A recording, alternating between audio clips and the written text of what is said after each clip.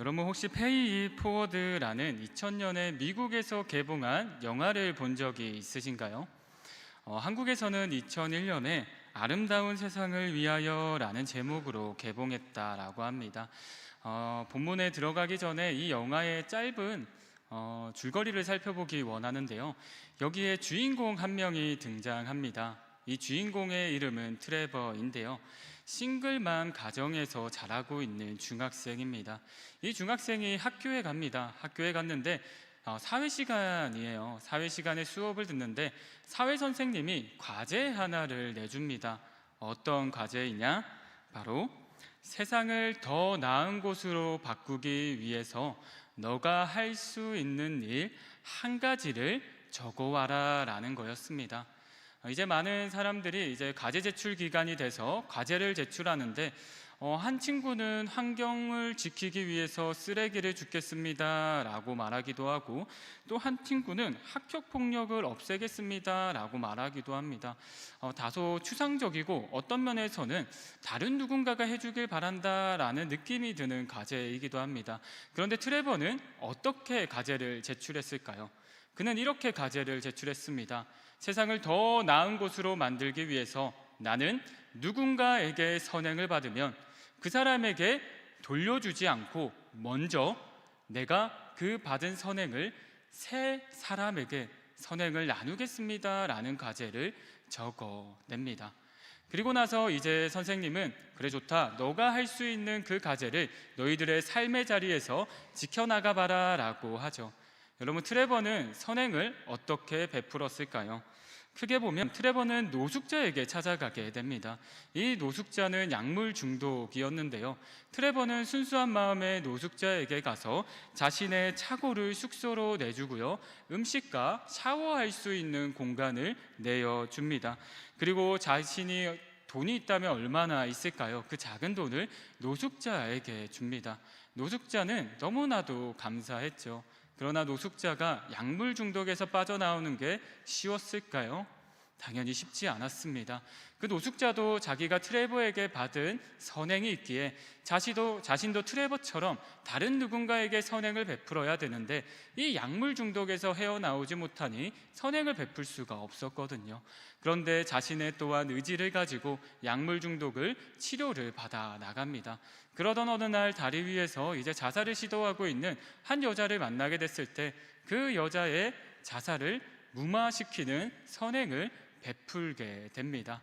그리고 트레버는 또 어머니, 또 사회 선생님에게도 선행을 베풀죠.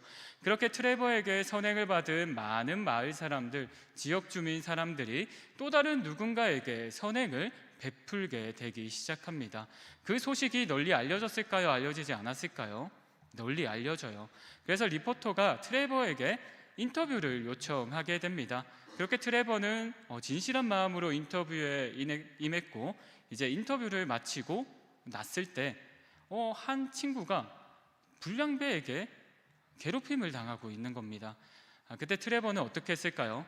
당연히 그것을 말리기 위해서 그 불량배 그리고 괴롭힘을 당하는 그 중간에 서게 되죠. 그런데 안타깝게도 트레버는 그 불량배 중에서 칼을 들고 있는 사람에게 칼에 찔려 죽게 됩니다. 여러분, 이것들을 봤을 때 정말 트레버의 삶이 허무하다, 안타깝다, 여러 가지 감정이 들 수 있습니다. 트레버는 과연 세상을 바꾼 것일까라는 의문이 들기도 합니다. 그런데 나중에 트레버의 장례식 날에 트레버에게 직간접적으로 선행을 받았던 많은 사람들이 촛불을 들고 집 앞으로 나옵니다. 저는 이것을 보고 트레버가 올린 그 작은 촛불이, 작은 불꽃이 각자의 삶의 촛불이 연결이 되어요. 정말 그 선행을 내가 그 트레버의 정신을 이어받아 전하겠습니다 라고 느껴지더라고요. 여러분, 이 이야기를 들으면서 어떤 생각이 들었습니까? 저는 자연스럽게 이런 생각이 들더라고요. 나는 누군가에게서 받은 은혜를 다른 누군가에게 전해본 적이 있는가? 누군가 내게 건넨 따뜻한 말 한마디, 위로, 격려를 나는 누렸는데 나는 다른 누군가에게 전한 적이 있는가? 여러분, 사실 우리도 보이지 않는 많은 빛이 있습니다. 대표적으로 부모님의 눈물이 있고요, 친구들의 위로가 있고요, 그리고 믿는 사람들에게는 하나님의 크신 은혜의 복음의 빛이 있습니다. 여러분, 그런데 오늘 말씀을 보니까 하나님에게 은혜 받은 그 한 사람이 등장하는데, 이 한 사람이 복음의 빛을 지고 한 걸음 한 걸음 나아갑니다. 그 인물이 누군가요? 바로 바울입니다. 바울은 그 은혜를 받고 어떤 마음을 느꼈으며, 또한 그 은혜를 다른 누군가에게 어떻게 전했는지 오늘 말씀을 통해서 한번 살펴보도록 하겠습니다. 우리 로마서 1장 8절 말씀 함께 읽겠습니다. 먼저 내가 예수 그리스도로 말미암아 너희 모든 사람에 관하여 내 하나님께 감사함은 너희 믿음이 온 세상에 전파됨이로다. 아멘. 여러분, 바울이 편지를 쓸 때는 대부분 바울이 그 지역에 가서 개척한 교회를 위해 편지를 씁니다. 그러나 로마서는 조금 특별한 게요, 바울이 그곳에 가서 교회를 개척하지 않았음에도 불구하고 바울이 쓴 서신서가 로마서입니다.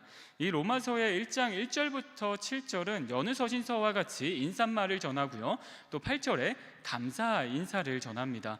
그런데 여러분, 바울이 로마 교회를 바라보면서 왜 감사하다라고 하고 있나요?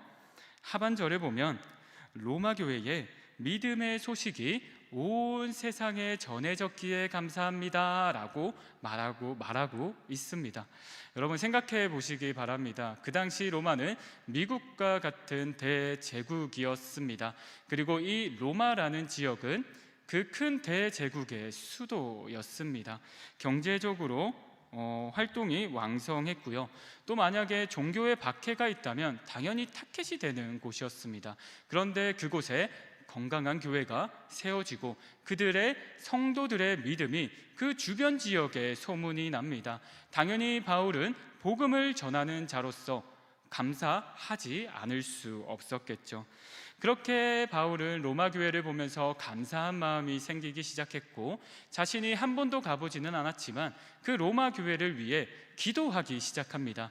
과연 바울은 그 로마 교회를 위해 어떤 마음으로 기도했는지 우리 또 9절과 10절의 말씀을 통해서 살펴보겠습니다.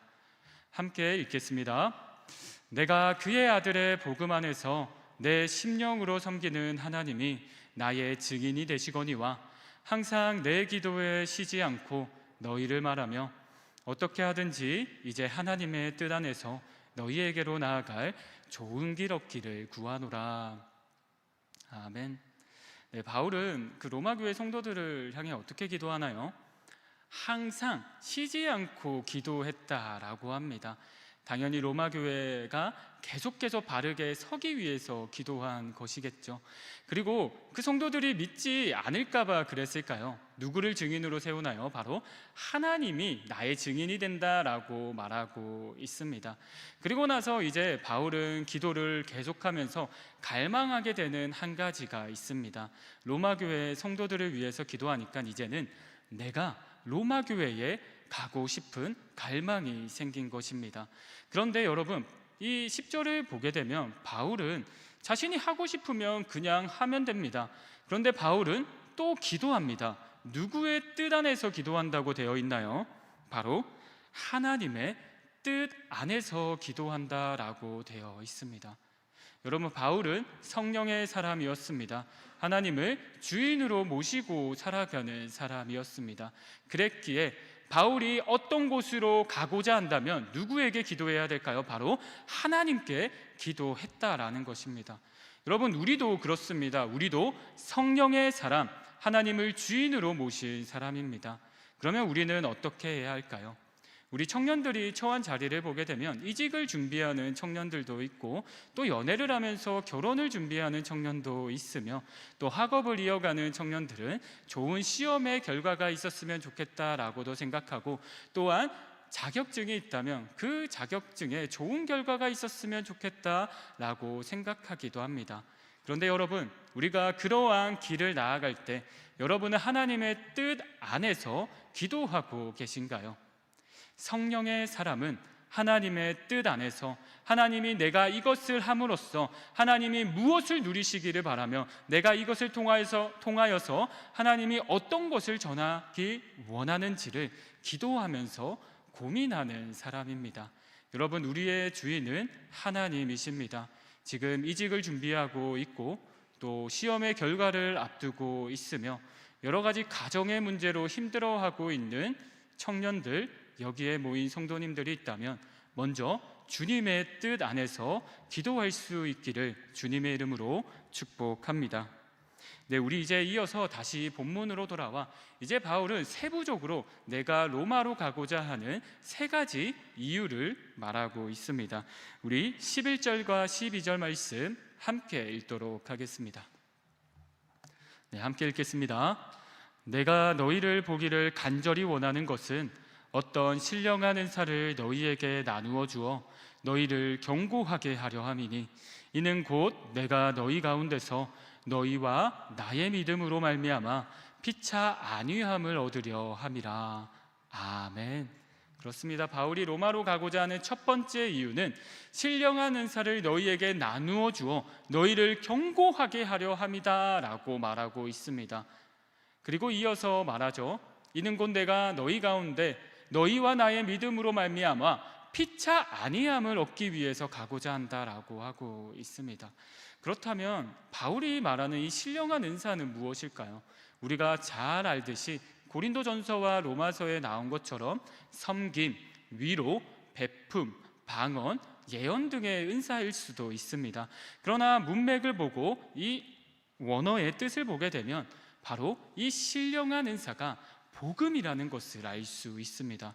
여러분, 은사의 헬라어는 우리가 잘 아는 단어인 카리스마입니다. 그리고 은혜는 헬라어로 카리스라고 합니다. 그런데 이 두 단어의 어원이 같습니다. 뭐로 같을까요? 바로 하나님의 선물입니다. 여러분, 바울이 하나님께 받은 최고의 선물은 무엇일까요? 바로 복음입니다. 그렇기 때문에 바울은 여러 가지 위로와 안위와 이런 신령한 은사가 있지만 크게는 너희에게 복음을 전하기 원한다. 그리고 이 복음을 전함으로써 너희 공동체를 든든히 세우기 원한다라고 말하고 있는 것이죠. 근데 갑자기 우리는 이런 생각이 들 수도 있습니다. 아니, 목사님, 제가 말씀을 들어보니까 로마 교회는 사실상 복음이 들어간 교회라고 하지 않았습니까? 그런데 왜 바울이 또 가서 복음을 전하는 겁니까? 라고 물어볼 수도 있습니다. 여러분, 우리는 이것을 경험론적으로 알 수 있습니다. 우리는 주님께 구원을 받았습니다. 복음을 듣고 그 복음을 믿음으로써 구원받았습니다.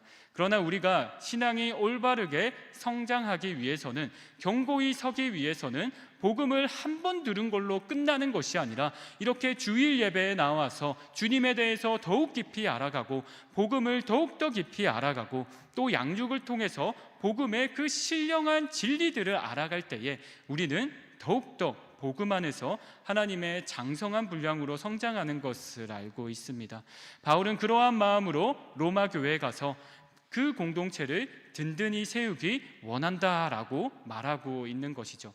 그런데 놀라운 것은 이 하반절을 보게 되면 바울만 그 은혜를 수여하는 것이 아니라 그 공동체를 통해서 바울은 또한 안위함을 얻는다라고 합니다. 여러분, 우리는 잘 알고 있습니다. 친구 따라 어디 간다? 강남 간다라는 속담을 알고 있습니다. 이것은 옆에 있는 사람이 너무나도 중요하다라는 것을 우리에게 알려주는 거죠.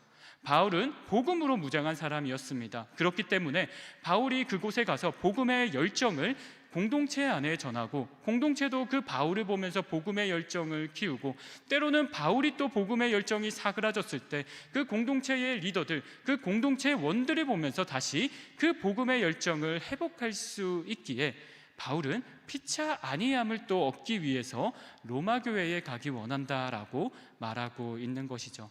우리는 이 말씀을 통해서 알 수 있습니다. 왜 예배가 중요한지, 왜 공동체 안에서의 교제가 중요한지, 왜 공동체 안에서의 누군가의 헌신이 중요한지 말입니다. 여러분, 우리 청년부 공동체는 그냥 단순히 나와 예배 듣는 걸로 끝나는 공동체가 아니라 예배를 듣고 복음으로 무장하여서 새 친구가 왔을 때 또한 복음의 열정이 떨어진 청년들에게 복음의 열정을 불어넣어주는 공동체가 되기를 주님의 이름으로 축복합니다. 그리고 더 나아가서 이제 내가 평신도이지만 그래도 우리 목사님들이 또 힘들어할 때가 있지 않을까라고 생각하면서 내가 목사님에게도 복음에 대한 도전을 주기 원한다 라는 그 도전의식도 가지면서 신앙생활을 해나갈 때 우리는 믿음의 장성한 분량을 향해서 바른 방향으로 걸어갈 수 있을 것입니다. 이제 이어서 우리가 다시 말씀으로 돌아와 바울이 로마 교회로 가기 원했던 두 번째 이유를 살펴보도록 하겠습니다. 우리 13절 말씀 함께 읽도록 하겠습니다. 네, 함께 읽겠습니다.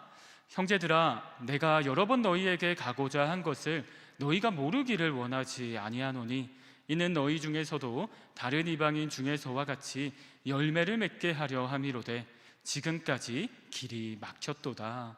아멘. 여러분, 바울은 왜 가려고 하나요? 열매를 맺게 하려 하기 위해서 간다라고 합니다. 그런데 우리가 조금 짚고 넘어가야 되는 것이 있어요. 한글 성경에는 열매를 맺게 하려 함이다라고 번역이 되어 있지만 사실상 원어 성경과 영어 성경을 보게 되면 열매를 거두기 위해서 간다라고 되어 있습니다. 바른 뜻은 바로 열매를 거두기 위해서 간다라는 뜻이 맞습니다. 왜냐하면 열매를 맺는 분은 누구이기 때문이죠? 바로 하나님이시기 때문입니다. 우리가 전도를 해서 내 친한 친구가 교회에 나아온다고 해서 우리가 이룬 것이 아니라 하나님께서 나를 통해서 이 친구에게 복음을 전하게 하셔서 주님이 이 친구에게 발걸음을 인도해 주셨기 때문에 우리가 거둘 수 있었다라는 거죠. 즉 복음의 전달자로 바울은 그 로마 교회에 가고 싶다라는 것입니다. 그런데 이 두 번째 이유는 첫 번째 이유와도 연결이 됩니다. 바울은 복음의 열정을 가지고 경고케 하기 위해서 공동체를 세우기 위해서 간다라고 합니다. 여러분, 공동체가 세워지면 당연히 어떤 것이 열릴까요? 복음의 귀한 열매들이 맺히게 됩니다. 우리가 잘 아는 빛의 열매도 있을 것이고요, 성경에서 말하는 성령의 열매도 있습니다. 사랑, 희락, 화평, 오래 참음, 자비, 온유, 충성, 절제 등과 같이 많은 열매들이 있습니다. 그 열매, 하나님의 성품의 열매가 맺힙니다. 그리고 쉽게 풀어서 말하면 이러한 열매도 맺히겠죠. 그 공동체원들이 이제 기뻐할 수 없는 상황에 처한 것입니다. 그런데 내가 그 복음으로써 기뻐할 수 있는 것, 내가 전혀 감사한 상황이 아니지만 주님이 나와 함께 하심에 감사할 수 있는 것, 그리고 비록 내가 처해 있는 환경이 힘들지만 나의 작은 헌신이라도 이 공동체를 세우기 위한 작은 충성이라면 그 나의 시간과 나의 돈까지 내려놓을 수 있는 것, 그것이 바로 귀한 열매라고 볼 수 있겠죠. 한마디로 바울은 복음의 열정이 있었고 로마 교회가 든든히 세워지기를 바랬습니다. 그리고 우리 이어서 세 번째 이유를 살펴보도록 하겠습니다. 우리 14절 말씀 함께 읽도록 하겠습니다. 함께 읽겠습니다. 헬라인이나 야만인이나 지혜 있는 자나 어리석은 자에게 다 내가 빚진 자라. 아멘. 바울은 세 번째 이유가 뭔가요? 이것은 바울의 정체성이기도 한데요, 바울은 빚진 자의 정체성이 있었습니다. 누구에게요? 하나님에게 빚진 자의 정체성이 있었습니다. 그런데 여러분도 알다시피 우리가 하나님에게 직접적으로 갚을 수 있을까요? 1만 달란트 100데나리온의 비유만 봐도 알 수 있습니다. 여러분, 하나님은 이 창조 세계를 만드신 크신 분입니다. 그리고 돈으로 따지면 빌 게이츠보다도 많으시고 그거를 초월하시는 분입니다. 우리가 직접적으로 하나님께 갚을 수 있는 것은 없습니다. 그런데 그 갚을 수 있는 길을 하나님께서는 열어주셨습니다. 너희가 그 은혜를 안다면, 나를 사랑한다면 누구에게 가라? 이웃에게 가서 사랑을 전해라. 그리고 예수님께서 승천하실 때 또 말하게 됩니다. 지상대명령이죠. 너희는 땅끝까지 가서 나를 전해라. 그 복음을 전해다, 즉 전해달라라는 하나님의 귀한 음성이죠. 그 감사함을 알았기에 바울은 복음의 빚진 자로서, 때로는 쉬고 싶을 때에도, 그 복음의 빚진 자로서 때로는 내가 힘들더라도 주님께서 채워주시는 게 있다면 게으름에 거하지 않고 부지런하게 그 사역지를 향해서 나아갔다라는 것입니다. 여러분, 이 세 가지 이유들은 또 한 가지로 연결이 됩니다. 바울이 로마의 교회로 가고자 했던 이유는 하나님의 은혜가 너무 커서 정말 쉬는 게 너무나도 좋지만 그 복음을 전하고자 나아갔습니다. 그리고 자신이 그러한 하나님 앞에 겸손함이 있었기에, 복음의 열정이 있었기에 그 복음을 겸손하게 공동체에 전할 수 있었고, 또한 공동체는 당연히 하나님의 말씀 안에서 장성한 분량으로 자라날 수 있었을 것입니다. 있을 수 있겠죠. 그리고 당연히 귀한 열매도 맺게 됩니다. 사실 이 말씀을 묵상하면서 한 주간 있었던 일을 생각해 보게 됐습니다. 정말 제 인생에서 가장 큰 일이라고 하면 큰 일일 수도 있는데, 제가 목요일에 전도사에서 목사가 되었습니다. 목사 임직을 받게 된 것입니다. 참 특세 기간이라서 그랬을까요? 참 특세 기간에 새벽 기도 나와서 딱 저 자리에 앉아 있는데 참 앉아만 있어도 눈물이 나더라고요. 이유도 모르게 눈물이 났습니다. 그리고 또 하나님께 감사한 것밖에 없더라고요. 정말 지나온 곳이 다 은혜고 하나님께 감사한 것밖에 없구나라는 생각이 들었습니다. 많은 사역지들이 지나가게 되었고, 내가 신학을 공부했을 때가 지나가고, 그리고 무엇보다 신일교회에 처음 왔을 때가 생각이 나더라고요. 사실 저는 바울과 같이 복음의 빚진 자로서의 정체성을 가지고, 그래, 내가 신일교회 청년부에 오게 된다면 신일교회 청년들에게 이 복음을 귀하게 전해야겠다라는 생각을 가지고 있었습니다. 그렇게 해서 초빙 게시판을 보고 신일교회에 지원하게 되었고, 사실 지원할 때도 떨렸어요. 조금 이야기하게 되면, 제가 신일교회에 왔을 때는 반지가 없었습니다. 결혼을 하지 않았다라는 거죠. 그리고 면접 때도 말했지만 여자친구도 없었습니다. 물론 지금은 이제 결혼하는 시기가 좀 늦춰졌다고 하지만, 그때 당시도 좀 늦춰졌다고 하지만, 사실상 청년부 사역자로 미혼을 뽑는 것은 교회 입장에서 굉장한 리스크를 감당하는 일이었습니다. 그런데 하나님께 기도하는 마음으로 청년을 향한 사명이 있었기 때문에 지원하게 되었고, 감사하게도 신일교회 청년부를 섬길 수 있는 기회가 열리게 되었습니다. 그래서 하나님께 감사한 마음으로 이제 복음 들고 나아가야겠다, 양육해야겠다, 설교 자리, 주어진 자리 귀하게 생각하면서 준비하면서 나아가야겠다라고 생각했습니다. 그런데 첫 해에 참 미숙한 부분이 많았습니다. 이전에 사역하던 사역부서가 초등부이기도 했고 아직 청년부가 익숙하지 않기도 했습니다. 그런데 그 당시 행정팀 리더들이 정말 부족한 부분이 많지만 제가 뭐라고 전도사로, 청년부 전도사로 인정해주고 믿어주고 신뢰해 주었기 때문에 그 복음을 열정을 가지고 설교할 수 있었고 양육할 수 있었더라고요. 참으로 내가 복음을 전해서 공동체를 세우기 위해서 왔지만 내가 큰 은혜를 받는구나 라고 하면서 하나님께 빚진 것뿐만 아니라 내가 또 신일교회 공동체 안에서도 빚졌구나 라는 생각이 들더라고요. 그러면서 하나님, 내가 주어진 자리에서 당연히 충성하는 것도 맞지만 내가 지금 돌아보니까 우리 청년들에게 더 큰 사랑을 전하지 못했습니다. 내가 우리 청년들에게 더 나아가지 못한 부분들이 있습니다. 주여, 내가 후회하지 않도록 맡겨진 시간, 맡겨진 자리에서 우리 청년들을 위해 더 기도하고 더 사랑할 수 있게 해주세요 라고 기도가 나오더라고요. 그러면서 또 감사했던 것들이 지나갔습니다. 제가 반지가 없다고 했잖아요.